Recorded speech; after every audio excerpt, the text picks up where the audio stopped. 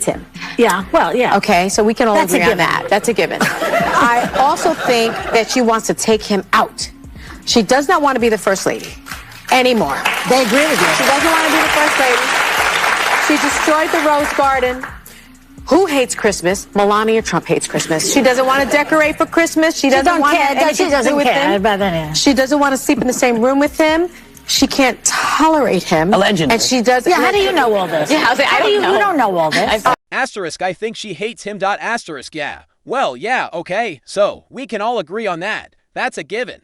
Asterisk, I also think she wants to take him out. She does not want to be first lady anymore. Asterisk, they agree with you. She doesn't want to be first lady. Asterisk, she destroyed the Rose Garden. Who hates Christmas? Melania Trump hates Christmas. She doesn't want to decorate for Christmas. She doesn't want him. She doesn't even want to sleep in the same room with him. She can't tolerate him. Asterisk, how do you know all this? Asterisk, you don't know all this. Asterisk, that's why I think she hates him. Asterisk, yeah.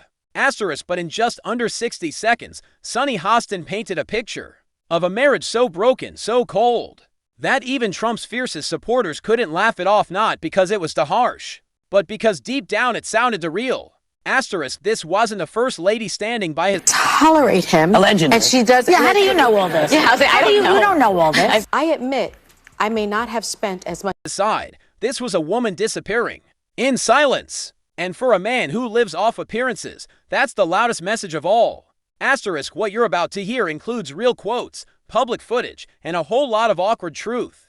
Don't go anywhere because what comes next is Trump in full panic mode. Asterisk, well, yeah, okay, we can all agree on that. That's a given. I also think she wants to take him out. She doesn't want to be first lady anymore. She doesn't want to sleep in the same room with him. She can't tolerate him. Asterisk, how do you know all this? Asterisk, you don't know all this. Asterisk, I admit I may not have spent enough time on it. It sounded like gossip.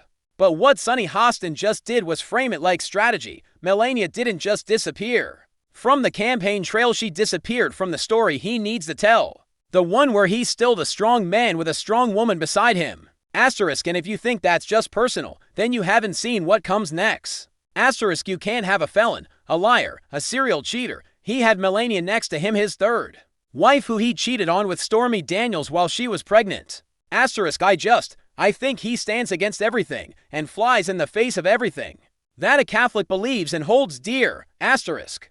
Asterisk, he is not a faithful man. Trump has denied ever having an affair with Stormy Daniels. Asterisk, oh, that again. Asterisk, he stood on stage with Melania beside him while the world whispered about Stormy Daniels. But what Sunny pointed out wasn't just the cheating, it was the choreography, because when your marriage is part of the campaign, your silence becomes part of the message. And Melania, she's been silent for a long time. Asterisk, time in a courtroom as you have. Applause, that's a good one. Asterisk, I was also recognized with a Special Achievement Award by the Department of Justice. You remember? The Department of Justice. Right, the agency that's been pursuing you for decades. Asterisk, there is no list. And then all of a sudden, Trump says to his reporters, what's going on with on Truth Social?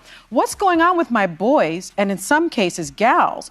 We have a perfect administration, the talk of the world, and selfish people are trying to hurt it all over a guy who never dies, Jeffrey Epstein. So now he's calling his supporters selfish. He's trying to make this go away, yet in 2002, the spotlight, but her silence has left an echo, and Sunny, well, she's been watching the performance long enough to know who's directing it. Asterisk, he started as a victim of the system. Now, he's a one-man show with no audience. Trump, from media martyr to solo performer. Stay tuned, his next act is just warming up. Asterisk, there is no list, and then, all of a sudden, Trump says to his reporters, asterisk, what's going on with me on Truth Social? What's going on with my boys and, in some cases, gals? We have a perfect administration, the talk of the world, and selfish people are trying to hurt it all over a guy who never dies, Jeffrey Epstein. Asterisk, so now he's calling his own supporters selfish. He's trying to make this go away. Yet in 2002, he told New York Magazine, asterisk, I've known Jeff for 15 years. He's a terrific guy. He's a lot of fun to be with. It is even said that they are dying to make a deal. Please, sir, make a deal. I'll do anything, sir. And then I'll see some rebel Republican, some guy that wants to grandstand, say, I think that Congress should take over negotiations. Let me tell you, you don't negotiate like I negotiate. I'll even give you a free View mug. Not to be confused, though, with the mug. He likes beautiful women as much as I do. And many of them are on the younger side. Asterisk ill. Yeah. EW. Right. Asterisk he said that. And then what Pam Bondi didn't release. Because it's already public, Trump's name appears on the passenger logs of Epstein's aircraft. At least 7 times. That's already been made public. Asterisk of course. Trump denies any and all allegations. But all of that information is out there. Why not just put it to rest? Instead, he blames the press, then the prosecutors, then his own followers, all while avoiding one simple thing, the truth. Asterisk because at this point, Trump isn't giving answers. He's giving monologues. Asterisk greater than they are dying to make a deal. Please, please, sir, make a deal. I'll do anything. I'll do anything, sir. Asterisk, and then you see some rebel Republican, some guy looking to grandstand say, asterisk greater than I think Congress should take over negotiations. Asterisk, let me tell you, you don't negotiate like I negotiate. I'll even give you a free View mug, not to be confused with a mug shot. Asterisk transparency was never. Failing to remember is that he bankrupted 2 casinos. He had 6 bankruptcies. Nobody does that. He's just not a good business person. He doesn't understand economics. His professor at Wharton Business School basically said he was the dumbest student he'd ever had in his career. And it's never part of the performance. No real answers, just the same routine. The world is unfair. The media is cruel. And somehow it's always someone else's fault. Asterisk, but as Sonny points out, this isn't leadership. It's a man gripping a microphone, not to inform, not to serve, but to convince himself the stage is still his shot. Asterisk because that's his territory. I don't think he knows what he's doing. I mean, he bankrupted what we keep. Asterisk Trump built an image, strength, power, control, but lately, that image is being replaced by something far more permanent. Asterisk he wanted a legacy. Asterisk what he got was a mug shot. Asterisk. Asterisk and when Sonny offered him a View mug with a smile, she wasn't just making a joke, she was drawing a line. One is for guests. The other is for people under investigation. Asterisk and in that moment, the mic in Trump's hand didn't sound like power anymore. It sounded like denial echoing off an empty room. Asterisk what he fails to remember is that he bankrupted the casinos. He had 6 bankruptcies in total. Nobody does that. He's just not a good businessman. He doesn't understand economics. His professor at Wharton Business School basically said he was the dumbest student he'd ever had in his career. Asterisk, and this season has passed. Trump definitely doesn't understand economics. He's listening to people who, by his own admission, don't understand economics, and so, there is no end plan, there is no game plan. He doesn't know how to negotiate. He couldn't negotiate himself out of a paper bag. Asterisk Whoopi's point at the very beginning, the clip we played, was that he brags everyone is kissing my butt. He calls himself a businessman. But he didn't just fail, he bankrupted casinos. Twice. Sonny didn't need to exaggerate. She just read the receipts. 6 bankruptcies. A Wharton professor calling him the worst student he'd ever taught. And no plan, no strategy. No idea what he's doing. Asterisk because here's the thing. When you lose money in a casino, you're unlucky. But when you own the casino and still go bankrupt, you're unfit to run a lemonade stand, let alone a country. Asterisk job numbers are down. A lot of them come by plane and then overstay their visas. They overstay their visas. They overstay their visas, so they're undocumented. The Europeans that come here that overstay their visas are undocumented, but they don't come across the southern border. So I think there's a very clear message as to what this president wants the look of a criminal migrant to look like, what an undocumented migrant. And I think that's racist. But Trump won't say it out loud. Asterisk, it's fascinating that more people aren't talking about the fact that he's tanking the economy he inherited. But this isn't just about casinos and classrooms. It's about jobs, families. A country that watched 172,000 people lose work in a single month, while the man in charge kept blaming everyone but himself. Asterisk he talks about greatness. Meanwhile, Americans are losing homes, savings, and hope. This isn't economics, it's economic theater. And the only thing crashing harder than the numbers is the myth of his competence. Asterisk, and just when you think the damage stops there, he tries to rewrite the rules. Asterisk, a lot of people come here and overstay their visas. They're undocumented. Europeans who overstay their visas are undocumented, but they don't come across the southern border.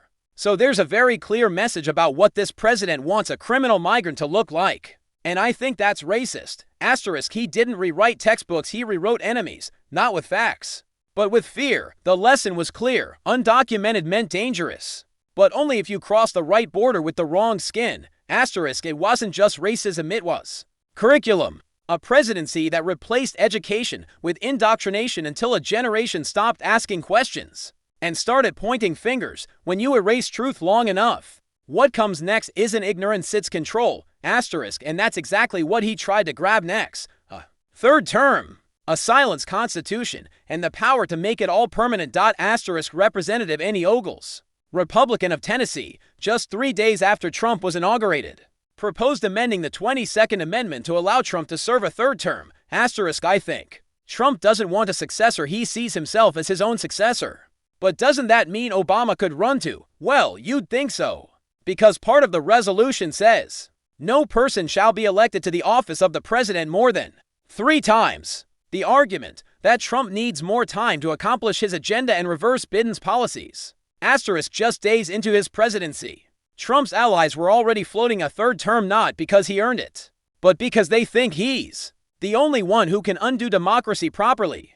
Asterisk, Sonny didn't scream, she just asked the obvious. When a man bankrupts casinos and loses 172,000 jobs in a month, why exactly does he need more time? Asterisk, and if that sounds paranoid, wait until you see how he plans to keep power, one guard troop at a time. Asterisk, he is militarizing and deploying the National Guard for the purpose of policing Americans. Protest activity, our freedom of speech, our freedom of assembly. There's a stark line between military troops and civilian law enforcement. An army turned inward to police its citizens creates chaos, fascism, and even civil war. Asterisk, deploying the National Guard is supposed to be a last resort, but this president says he'll deploy them anywhere in the country. Asterisk, you can rewrite the Constitution, but when that's not fast enough, you bring out the troops. Sonny didn't just warn about overreach, she called it by its real name, fascism. Asterisk, because when you send the military to police protests, that's not law and order, it's a strong man rehearsing for his encore. A president who treats the National Guard like stagehands for his rallies isn't keeping the peace, he's keeping the illusion. Asterisk, and what's really striking, on one side, you have a 34-count convicted felon. On the other, a man wanted by the International Criminal Court for war crimes and crimes against humanity. 46,000 Palestinians killed, 100,000 wounded, mostly women and children. Gaza has become a wasteland. Asterisk, we don't talk about it, but that's the truth. One alleged criminal and one convicted criminal making plans that are both illegal. Asterisk, when a convicted felon shakes hands with a man wanted for war crimes, it's not diplomacy, it's a summit of impunity. Sonny didn't mince words. On one side, Trump, 30 for felony convictions deep. On the other, a leader wanted by the ICC for crimes against humanity. Asterisk, and together, they're not planning peace. Asterisk, they're comparing indictments. Asterisk. Asterisk, because when democracy sleeps, accountability doesn't just vanish, it hosts meetings. When a leader tries to outlast the Constitution, weaponize the Guard, and echo the silence of war crimes, he's not protecting democracy, he's rehearsing its burial. But power without limits breeds something worse. I think they just need to get out of the Republicans' way, because the Republicans are damaging this country so much so that I think Trump voters are realizing they were lied to.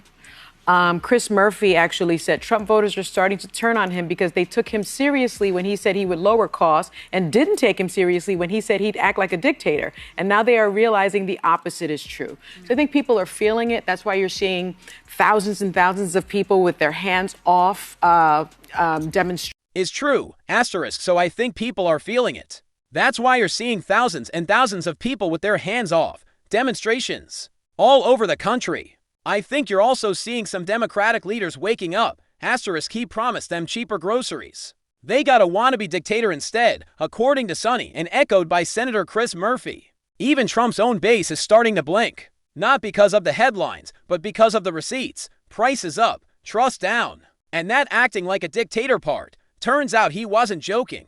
Asterisk, the illusion is cracking, not from the outside, but from within. You don't need MSNBC to say it. You just need to look at the rallies that never happen and the silence from the people who once stood by him. This isn't a revolt, it's a quiet evacuation.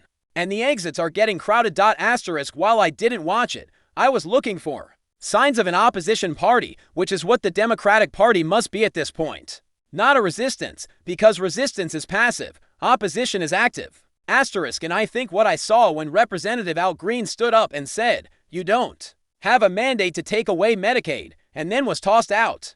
I expected the rest of his Democratic caucus, his colleagues, to walk out with him. Because alone you can survive, but together you thrive. That is the energy we need. They should have stood with him. Asterisk, Sonny wasn't just talking about Republicans. She was warning the other side, too, when Representative Al Green stood up to say, "You don't have a mandate to take away Medicaid." He was kicked out. But what shocked Sonny wasn't the ejection, it was the silence. No one walked out with him. And that's the real danger. Trump doesn't just dominate his party. He exposes the quiet collapse of everyone else's backbone. Asterisk, actually, it's not just here at home. China has accused the United States of blackmail and declared that Beijing would fight to the end. The Canadian Prime Minister, Mark Carney, has said Canada's friendship with the U.S. is over. Australia's Prime Minister, Anthony Albanese, said Trump's tariffs have no basis in logic, are not the act of a friend, and called them totally unwarranted. Macron from France said the tariffs are brutal and unfounded. Asterisk, Donald Trump, I want to thank you for personally telling so many lies, committing so many alleged crimes, and providing so much material. Asterisk, he called it everyone's kissing my. But what Sonny pointed out sounded more like a global slap. Canada says the friendship's over. France says his tariffs were brutal. Australia says he's no friend. And China, well, they skipped the metaphors and went straight to blackmail. Asterisk, that's not America first. That's America alone, and the world isn't asking if he's dangerous anymore. They're just asking one thing: is America really going to choose him again? Asterisk, stay with us, because what comes next is the most dangerous part, not the isolation, but the illusion that it's strength. Asterisk, these policies are hitting everyday Americans. Most families are going to lose between $4,000 and $8,000 from their household budgets. Some people will become unhoused. Some will not be able to feed their children. Some will not be able to afford education, and let's not get away from that. Asterisk, one last thing. We need to name what this is. We've heard people say, this is Trump's economy. We should call it the Trump slump. This is the Trump slump. Someone saying, this is Trump's economy. This is Trump's economy. We should call this the Trump slump. This is the Trump slump. This is his deal.